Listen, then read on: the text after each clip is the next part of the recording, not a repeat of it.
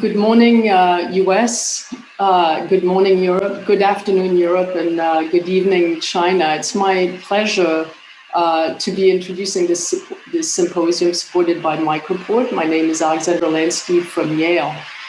And it's wonderful to see so many friendly faces on this Zoom. I'm here with many friends, including Drs. Leon, Dr. Wines, Dr. Junbo, Dr. Junbo, and Andreas Baumbauch. So in the next hour, we're going to be discussing the results of three different, very well-conducted clinical studies evaluating very different devices. So the first one is going to be the Future 2. I think one of the more exciting trials presented here at PCR. This is going to be the 12-month results of a new scaffold. Then we're going to be discussing the 4-year results of Target All Comers, which is a biodegradable polymeric drug-eluting stent. And then lastly, we're going to be hearing about the 4-year results of the VitaFlow TAVI device for severe aortic stenosis. We're going to have plenty of time for discussion during this next hour. And I really want to encourage you to be very interactive and send your questions in through the chat. Our chat master is Andreas Baumbauch, and he will be there to answer your questions and to bring them into the discussion here in the next hour. So with that, and without further ado, I'm going to introduce our first speaker, Professor Junbo from Fuwai Hospital in Beijing and chairman of CIT. He's presenting the Future 2, a randomized clinical study of the fenestrate sirolimus-eluting Firesorb BRS in de novo coronary lesions. It's a pleasure honor to present the Future 2 trial on behalf of Professor Gao and our investigators. As we know, first generation seeker strut BRS were associated with unexpected device-related adverse outcome at long-term follow-up. The most competing explanation appears to be strut thickness, which is almost twice that of metallic stent, resulting in greater protrusion space and turbulence flow, delayed re-endothelialization, and unfavorable dismantling during the resorption process. The Firesorb BRS, manufactured by Microport Shanghai, is a thinner strut, a PRLA-based sirolimus-eluting BRS designed to decrease luminal protrusion and improve the local hemodynamics profile. This is a design of the Firesorb. You can see this crystallized PRL backbone system, aluminum coated with PDLR mixed with sirolimus, and using accurate and precise point spraying technique. And this OCT imaging from the first immense study, and this the backbone is designed to be absorbed around in 3 years. And in this study, in the present study, the device with diameter 2.5 millimeter and 2.75 millimeter, the thickness is 100 micron. And for diameter between 30 to 40 millimeter, the thickness is 125 microns. You can see this Future 2 is a multi-center randomized trial. The patient with age between 18 and 70 years old with evidence of myocardial ischemia suitable for elective PCI, maximally 2 de novo coronary lesions in different epicardial coronary vessels, and lesion length less than 25 millimeter, diameter between 2.5 and 40 millimeter will be randomized 1-to-1 to Firesorb BRS group or a coronary ES group. There was an OCT subgroup with 40 subjects in either group. The clinical follow-up was planned at 1 month, 6 months, 1 year, annually up to 5 years. The angiography and OCT follow-up was scheduled at 1 year. The primary endpoint was in-segment loss for non-inferiority testing, and the key secondary endpoint was proportional cover strut by OCT powered for non-inferiority and subsequent superiority testing. Finally, a total of 528 patients from 28 Chinese centers were assessed for eligibility, and 433 patients were randomized to Firesorb group 215 versus Science group 218. The 1-year clinical follow-up more than 98%, and the 1-year angiography follow-up more than 87%. This slide shows you the key baseline characteristic. Two groups very well balanced. Mean age 56 years old, more than 70% male, diabetes 27%, more than 50% of target vessel located in LED. Relatively bigger reference, vessel diameter 2.91 millimeter, lesion length 15.3 millimeter. If you look at the procedural characteristics, almost 100% predilation in both groups. However, the Firesorb had much higher post-dilation, 95% as compared to Zion's group. In the immediate post-procedure, Firesorb had greater in-device percentage of diameter stenosis and smaller MRD and accurate gain as compared to Science. Both groups showed excellent, very high device lesion and clinical success rate. For the primary analysis of the primary endpoint in segment lead loss, in the patient level analysis, 0.17 millimeter for Firesorb, 0.19 millimeter for Zeiss. The difference is minus 0.005, and the upper 97.5% confidence interval 0.06 below the pre-specified non-inferiority margin 0.18. So the primary non-inferiority was met. This result was further confirmed by the analysis from the lesion level and the GEE model. Also, this slide shows you the cumulative frequency distribution for 1-year late loss. You can see these two curves almost identical.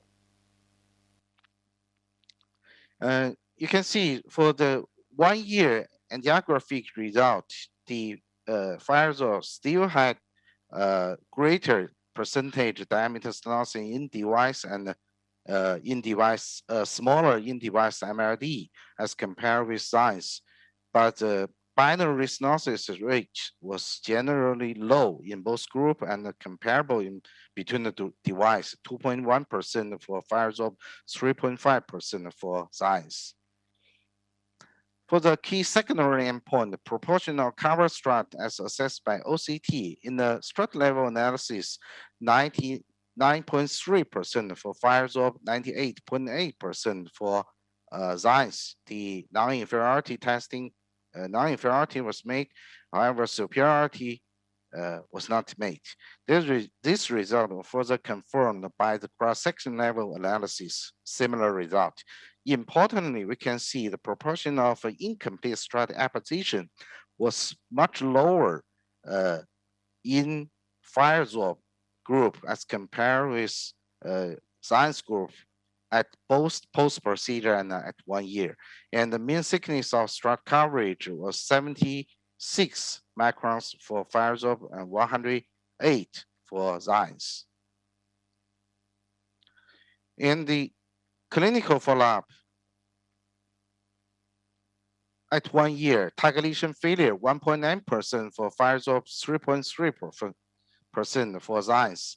POCE 8% was 17.9%, mainly driven by 1 year is any revascularization. However, we didn't see any safety concern, especially no definite probable device thrombosis were observed in either group. So in conclusion, this multi-center randomized Future 2 trial demonstrated Firesorb BRS was non-inferior to Copper-Corin ES for the primary endpoint of 1 year angiographic in-segment loss. Firesorb was also non-inferior to Zeiss for the powered secondary endpoint, a key secondary endpoint of 1 year proportional cover strut by OCT.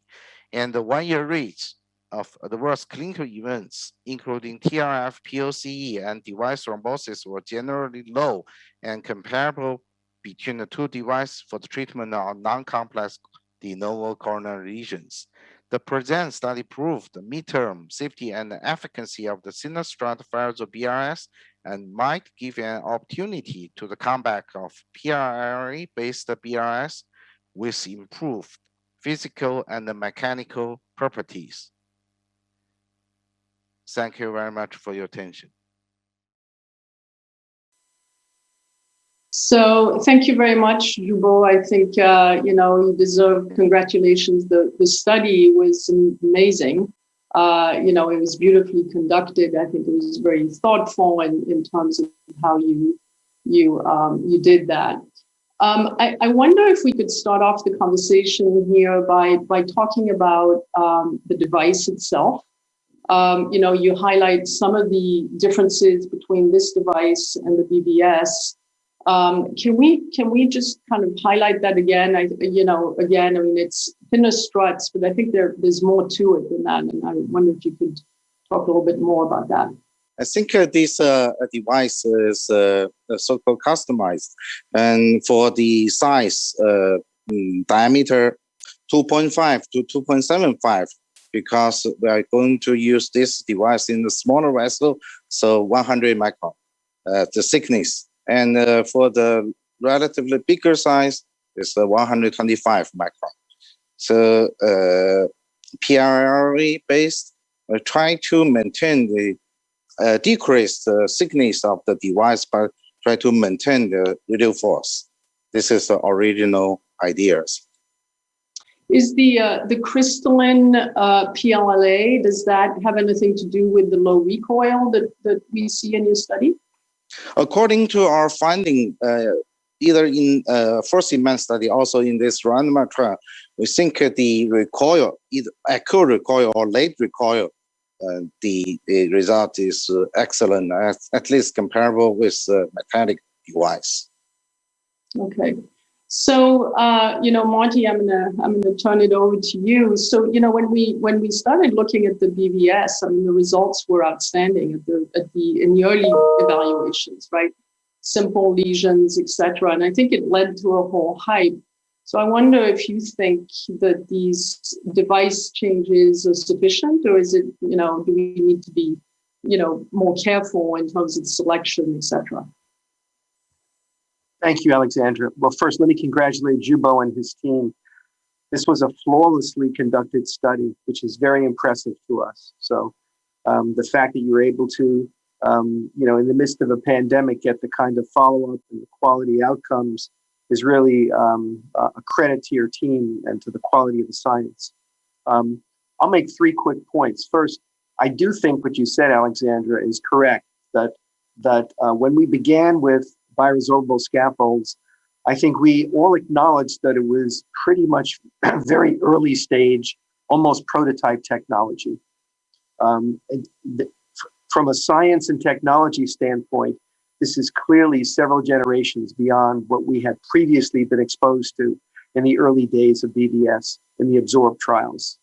Thinner struts, abluminal drug content, sirolimus at correct doses, a 3-year dissolution time, a geometry that allows good vessel coverage, and all reflecting in better results with some, but relatively minor recoil early and no early safety signals. So I think the science really does contribute to the clinical outcomes. We've learned that with vaccines, and we're learning that now with bioresorbable scaffolds. Second, we don't want to get ahead of ourselves. I think that our colleagues were really smart to do a careful randomized trial in non-complex patients, non-complex lesions, with good follow-up at a year. So that gives us a good framework to go forward. So I think that the initial study population was well chosen, and I think gives us encouragement that we can begin regaining momentum. And next, this is just the beginning. We certainly have to look at late follow-up. As you know, many of the negative safety consequences occurred late with BBS. So we only have 1 year follow-up. So we need to examine that further. I would ask Junbo the DAPT recommendations for this device, since it's not fully absorbed for several years. Do you predict that all patients will need long-term DAPT? It wasn't clear to me if all these patients had IVUS guidance for sizing and to assist with post-dilatation. Is that going to be a requirement in using these devices in the future? And then the next steps are, how would you introduce this into targeted populations where the bioresorbable scaffold would be most useful compared to a metallic scaffold, which I think is going to be exciting next steps. Yeah. So on that, I'm sorry, Junbo. So, I think, one of the lessons learned from BBS was this whole procedural PSP, pre-dilation, sizing, post-dilation. So my question to you, Junbo, is how important is that? How much of that did you actually include in your clinical study? And as we look forward, the key point is to make this successful as, in the next phase, how important and what did you include in your subsequent study?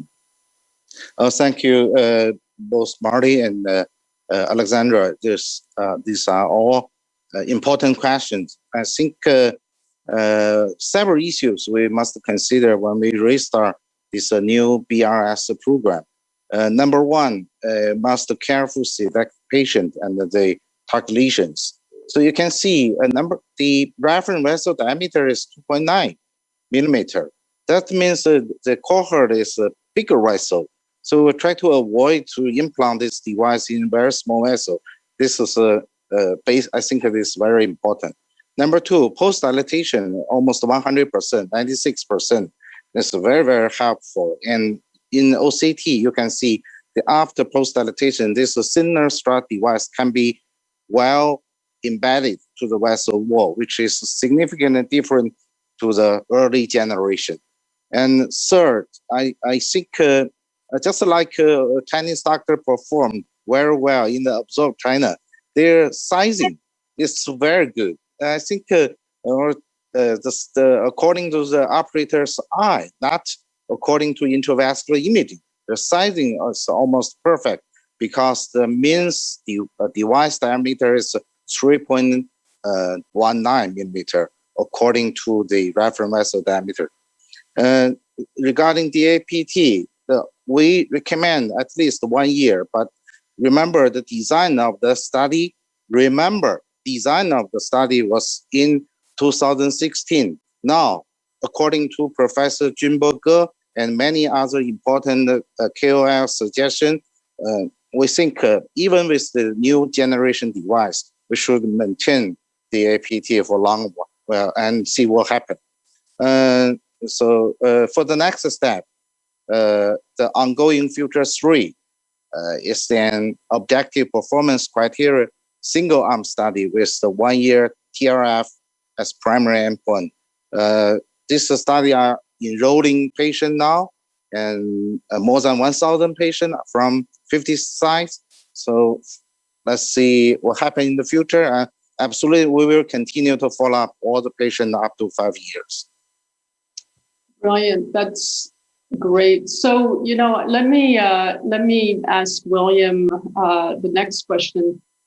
We want this obviously to be successful. So we've had many discussions previously in the context of BBS about the patient population, who should we be targeting, and many lessons learned. Of course, I think it just, it opened up too quickly to patients that were much too complex. So can we revisit that conversation, William? Who should we be targeting for this so that, we can ensure that it's going to be a successful program? Thank you, Alexandra. And allow me one word to thank all of you for joining PCR and supporting us in these difficult times. Thank you. Thank you very much. So, yes, this is a very important step towards regaining confidence and trust that this technology is going to be helpful for some patients. And I realized that, there's many steps needed, but at the same time, maybe we should decide or think of where we want to bring this. In the end, as you said, who are the patients who will benefit the most? And I don't know about you, but talking and listening to colleagues who have used a lot of them, I've been very impressed with the late results of long diffuse LEDs. So going for an unmet need, the diffuse LED, where you don't want to place all this metal. And for instance, if you run a wire, you will see that there is a progressive decline of pressure, meaning that there is, focal treatment will not help. So in my mind, having seen some of the late results with horrible vessels, 4 years later, you almost don't recognize the LED. I said, gee, that is something for a bioresorbable device.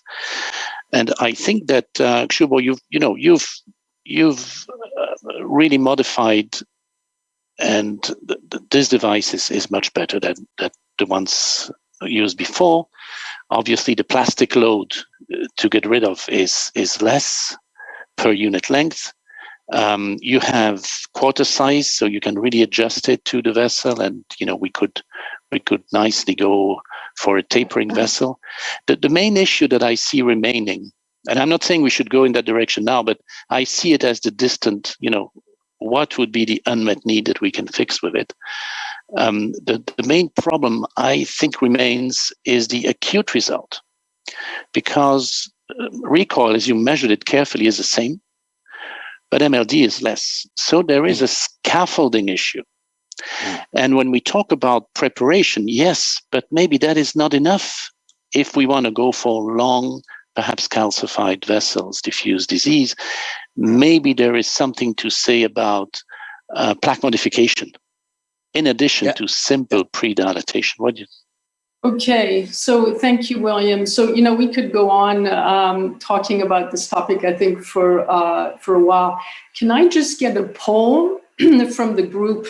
Who thinks that this actually is the beginning, a new beginning for scaffolds? Just raise your hand. Okay, so I think, we have a consensus here. This is very exciting. And thank you again, Junbo. I think this is phenomenal. All right, so we're going to move on to our next presentation here. I'd like to introduce our next speaker, Andreas Baumbauch from Barts in London. And he's going to be presenting the 4-year results of the target all-comers. So hello, my name is Andreas Baumbauch, and it gives me great pleasure on behalf of the Target AC Steering Committee and the investigators to present the Target All-Comers trial 4-year results. These are my conflicts. The Firehawk stent, a thin strut cobalt chromium stent which contains sirolimus with biodegradable polymer applied to recessed abdominal grooves, is designed to minimize polymer burden and reduce drug concentrations in the vessel wall. The Target All-Comers study recently reported non-inferiority of target lesion failure at 1, 2, and 3 years with the Firehawk stent, compared to the Xience durable polymer everolimus eluting stent. In the present study, we report the 4-year clinical outcomes of the Target All-Comers study. This is a schematic of the stent platform, and you can see the abdominal grooves and the drug sirolimus with a release profile of 90% of the drug released in 90 days. This is an overview of the Target All-Comers study, which was an open-label, non-inferiority trial. All patients with symptomatic coronary artery disease eligible for DES implantation were enrolled. You will see from the patient characteristics later on that this was a true all-comers study. The primary endpoint was target lesion failure, ARC-defined, which is a composite of cardiovascular death, target vessel MI, or ischemia-driven target lesion revascularization. We are now out to 4 years. We will follow all patients for 5 years. This is the flow of the patient follow-up on the right-hand side.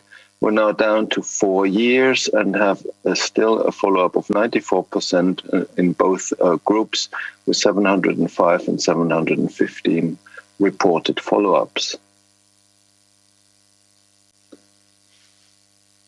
It is important to just have another look at the patient and lesion characteristics, despite the fact that they have been reported before.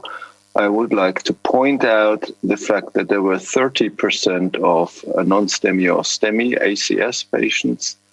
There was a large proportion of long lesions and multiple vessel treatments. The B2C criteria were present in about 80% of the population. And we had side branch stents in 20% and calcium treatment in 6%.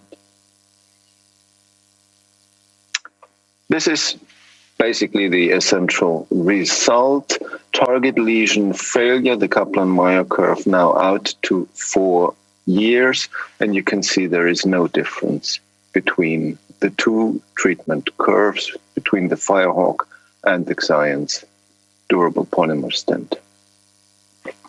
In numbers, you can see a low absolute number of target lesion failure of 14.6% and 13.7%. These are obviously not different. A low number of target vessel failure, and then the patient-oriented cardiac events in 25% in one group and 24% in the other group.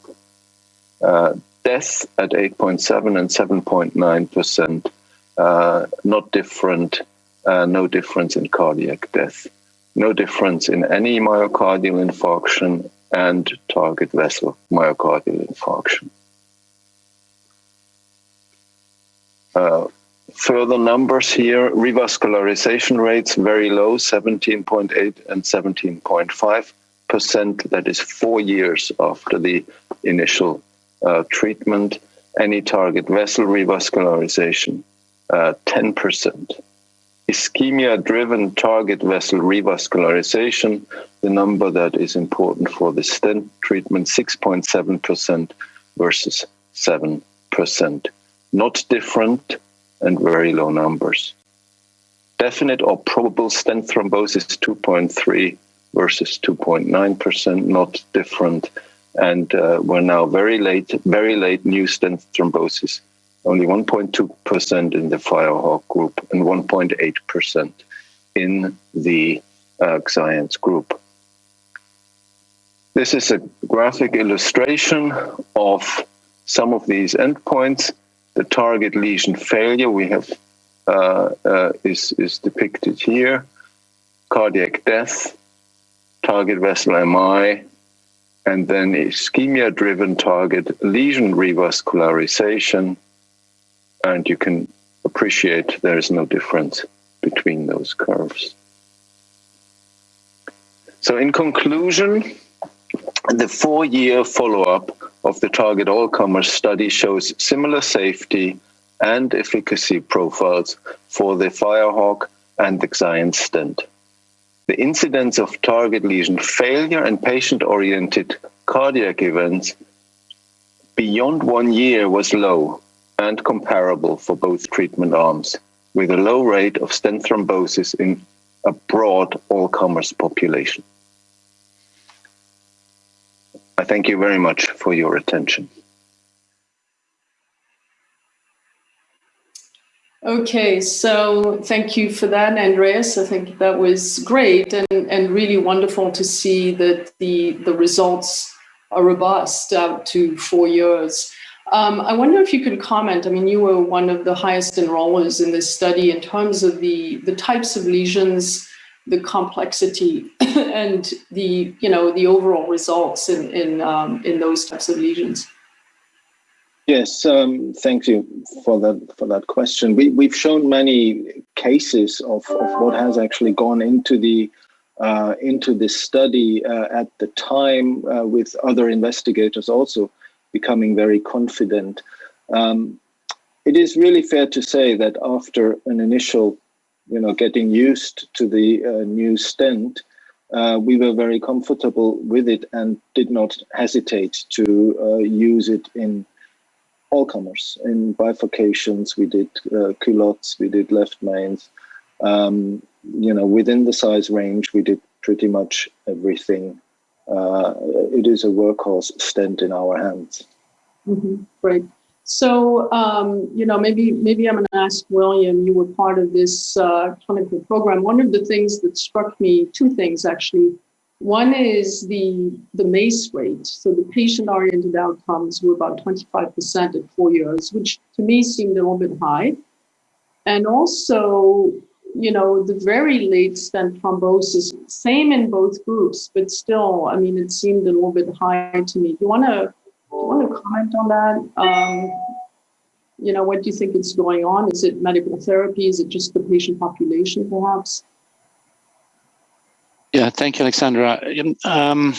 Of course, we looked at this while preparing our session, and I did a little bit of homework comparing with randomized trials using other devices of the same type, particularly in terms of strut thickness around 80. And it's true that if you take the same primary endpoint, like target lesion failure, the numbers here seem to be slightly higher.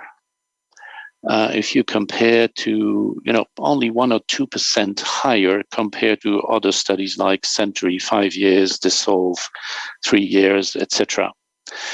But of course, we have the power of randomization here that shows that it's no different compared to science, and we're lucky we have that randomization.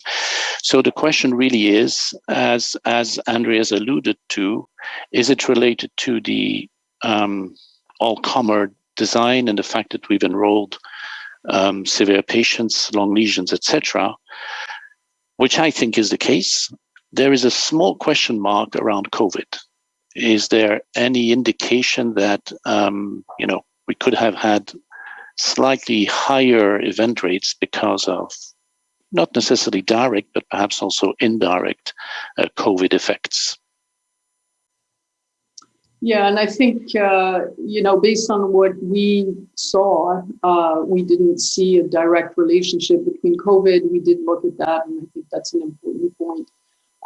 Marty, this is a biodegradable stent, polymeric stent, right? And I think the promise has been that, there'd be less inflammation and potentially better results long term. Of course, the study is powered for non-inferiority, but, can you comment on that? Are we kind of barking up the wrong tree? Is it the design of the studies? Just if you, put that in context for us. Certainly, this is, another well-conducted study. It's a large randomized trial, all comers, literally everyone, left mains, CTOs, STEMIs, non-STEMIs, bifurcations. As Andreas said, he treated pretty much everything. There were essentially no exclusions, which is really exciting to see an all-comer study like this. But when I look at the new technology, many years ago, we talked about the promise of a biodegradable polymer DES, that it would potentially yield better results, perhaps from the standpoint of safety or late events, that perhaps we'd be able to reduce the duration of dual antiplatelet therapy. These were some of the promises. What I tend to see, and this study certainly confirms that, is that yes, it appears to be as good as a durable polymer drug-eluting stent, which is among the best in class. But I don't really see the differentiation suggesting that there's any element of superiority. Now, they're going to be doing the Target First study, which is going to be a 1 month versus 12-month DAP study. They just began to enroll in that study. So maybe they'll have some interesting data with short-term DAPT. Maybe in studies like this, we can look at some of the more complex lesion subsets and see if there's a differentiation in the more complex lesion subsets. So that would be interesting to do a landmark analysis at a year onward in lesion subsets to see if there's any evidence or anything that would generate a hypothesis suggesting superiority. But at least to this point, even though I think this is a great stent, the results are excellent, equal to the durable polymer DES. I'm struggling to find if there's anything that is uniquely different that would cause me to want to use this versus what we currently have. Can you just quickly comment about the status of the US IDE trial? I believe you're leading that. Yeah, that's an interesting trial. Again, it's a randomized trial, and it is on the verge of beginning. So we expect it will take approximately 1 year to enroll. The design of the study is not going to provide greater clarity in terms of the unique characteristics of this device, but certainly should fulfill what would be the FDA regulatory criteria for approval in the United States. So that study, Target 4, is, again, now in the process of beginning to activate and ramp up, and we'll hopefully be able to present some results at PCR in the coming years. Excellent. Okay. All right. Well, I think we can discuss this and, for much longer, but we're going to have to move on to our next session. So thank you all for a great discussion here. So it's my pleasure to introduce Junbo from Shanghai, who's going to be talking about the 4-year results of the VitaFlow TAVI system for patients with severe aortic stenosis. So hello, everyone. It's my pleasure to present the 4-year clinical outcome of the MicroPort VitaFlow transcatheter aortic valve system in patients with severe aortic stenosis. I do not have any potential conflict of interest to report. So this report should include these 3 parts: the device introduction, study design, and the 4-year clinical outcome. This device was a bovine pericardial leaflet with anti-calcification treatment, and it has double PET skirt for the beta sealing, and it is a self-expanding nitinol frame system. The device is designed with large cells in the upper part with low density cells, which is easy to go through aortic arch and enable coronary access afterwards in the future when it is needed. And in the lower part, it is composed with high density cells, which provide a higher radial force, and especially for the calcified bicuspid valves, and with optimal anchoring. And in the very lower part, it is also designed with inner and outer skirt just for the beta sealing and to prevent the paravalvular leakage. And the system is now have 4 size: 21, 24, 27, and 30. The delivery system is composed of a motorized handle, and it is electric, and with reinforced inner and outer shaft. And this is the delivery profile now used for this 4 size is 16 to 18 French. The purpose of the study was to evaluate the safety and the effectiveness of VitaFlow valve and the delivery system in symptomatic patients with severe calcific aortic stenosis who are considered unsuitable for surgical valve replacement. But this study was conducted 5 years ago. It was a prospective, multi-center, single-arm trial we supposed to enroll 110 patients. All patients will be followed at 30 days, 6 months, 12 months, and 2 to 5 years post the TAVI. The primary endpoint of the study was to observe the all-cause mortality at 12 months. The secondary endpoint, including device success, procedure success, major stroke, valve performance, improvement of heart function, major adverse cardiac and cerebrovascular event, improvement of life quality, etc. My hospital, Zhongshan Hospital, Fudan University, is the leading PI center, and the co-PI center was Fudan Hospital, and the second affiliated hospital of Zhejiang University School of Medicine and the West China University Sichuan Hospital. We have invited the independent clinical event committee. The CT core laboratory was conducted by Dr. Niccolò Piazza. As I mentioned, 110 patients was enrolled in this study.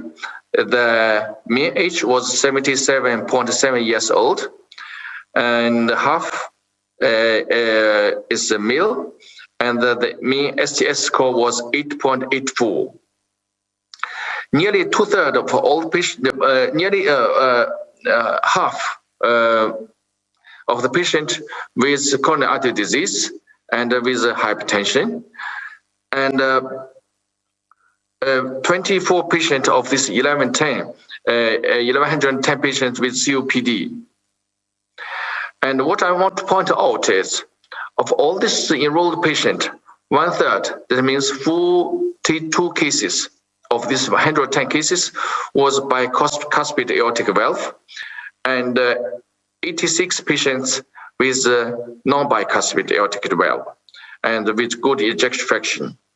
The effective orifice area was 0.64 square centimeter. The mean gradient was 60 millimeter mercury. This slide illustrates that the root and also the valve size. 90% of all the cases, 94% of all the cases was transfemoral, and we have 5% transcarotis and 1% with transascending aorta. And more than half of all the valves are 24 millimeter in diameter, and 31 is 27, and the 21 and the 30 millimeters in a minority of patients. This slide illustrates that the improvement of this valve area, you will find that the mean effective orifice area increases dramatically just after procedure, and it stays stable until 1 year follow-up. And also the pressure gradient reduced dramatically after procedure, and also stay stable during follow-up. Yeah, this is the echo data illustrates the paravalvular leakage at 1 year.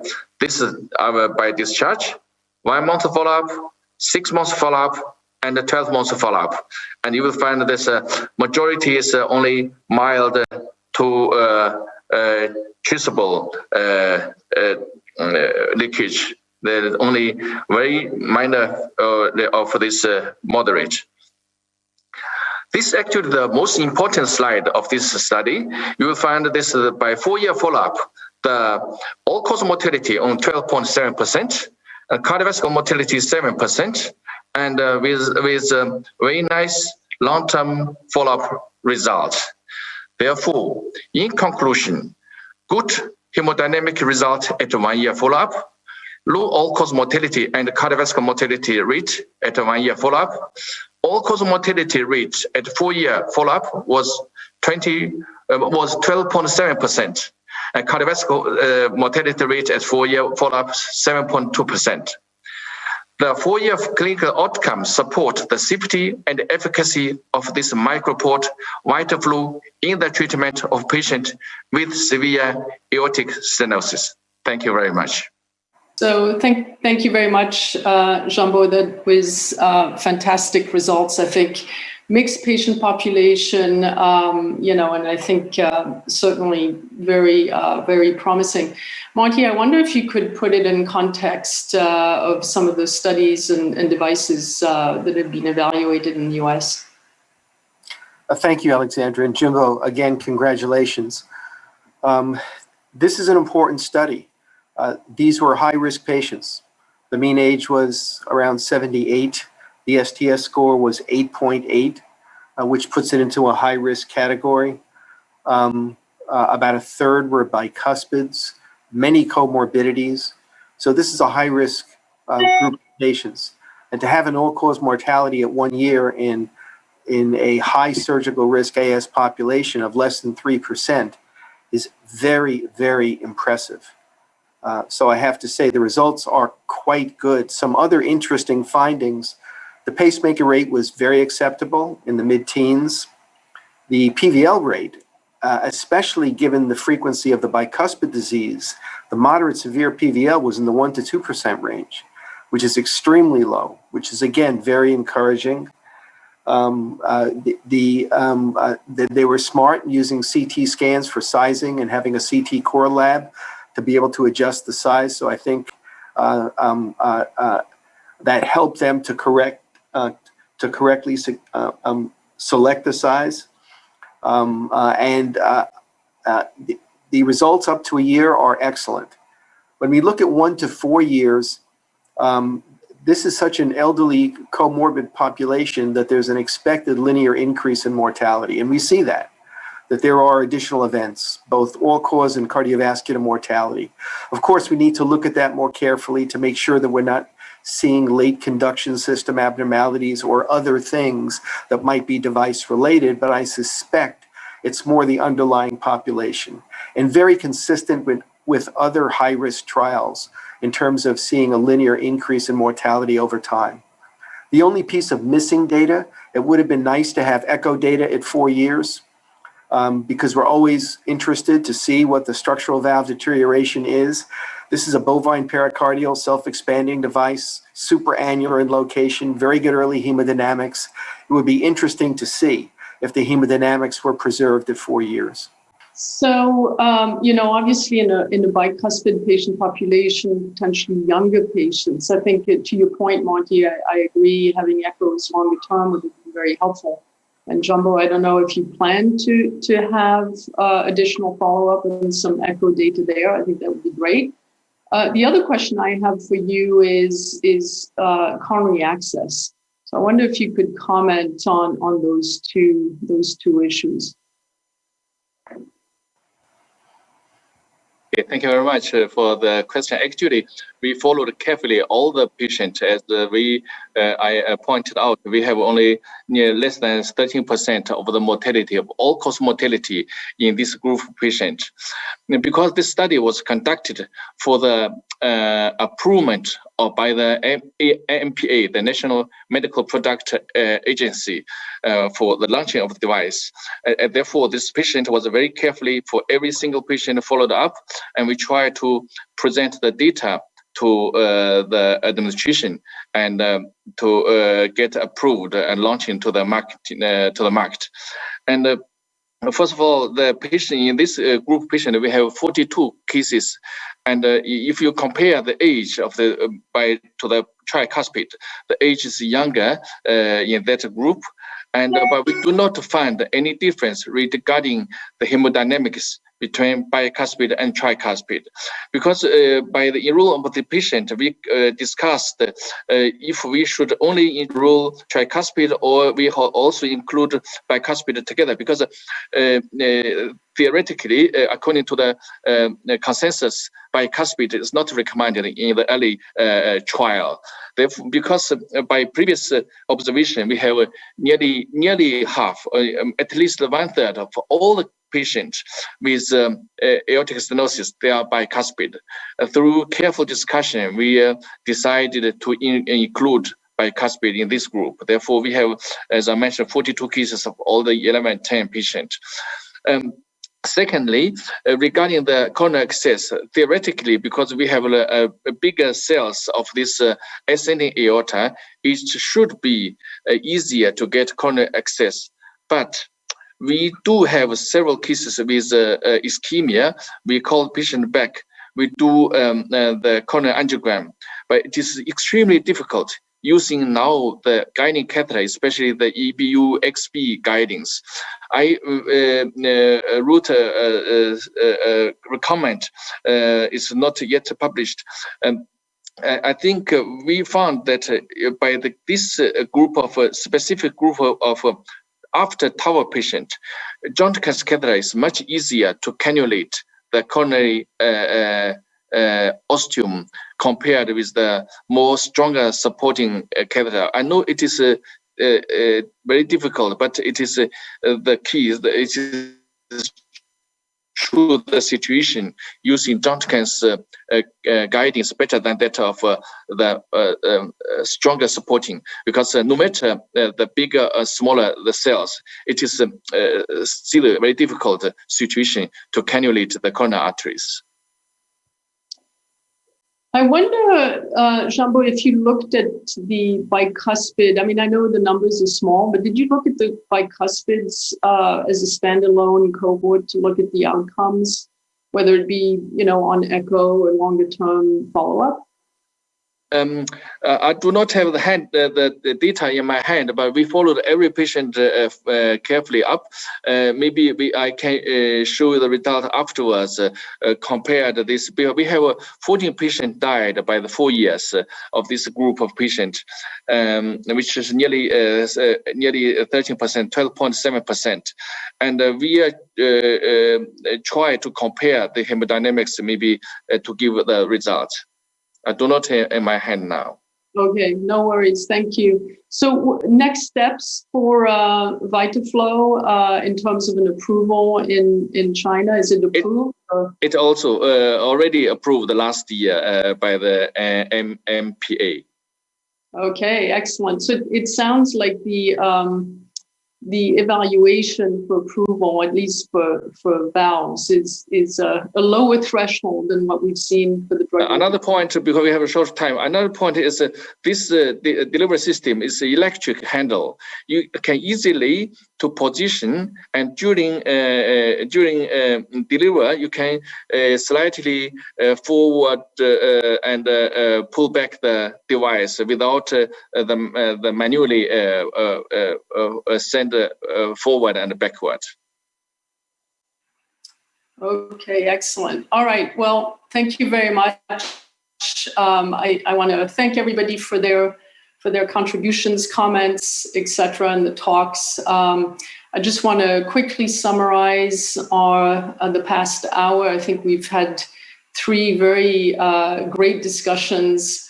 Well, I'll start with VitaFlow. I think we've seen excellent results at 4 years, inclusion of a mixed population, including bicuspid patients and tricuspid aortic stenosis. Before that, we talked about the target all-comers study, demonstrated non-inferiority with the Firehawk in a 1-to-1 randomized clinical study in complex lesions. Again, a very broad spectrum of patients and lesions were included. And then the first presentation from Junbo was Future 2, the first randomized thin strut BRS compared to science met non-inferiority in terms of late lumen loss with great clinical results, very promising, and we all hope will lead to the revival of scaffolds. So we'll stay tuned for that. Again, I want to thank all the speakers, our panelists, all the comments, and for a great session. Thank you. Thank you very much. Thank you. Thank you. Have a great day. Bye-bye.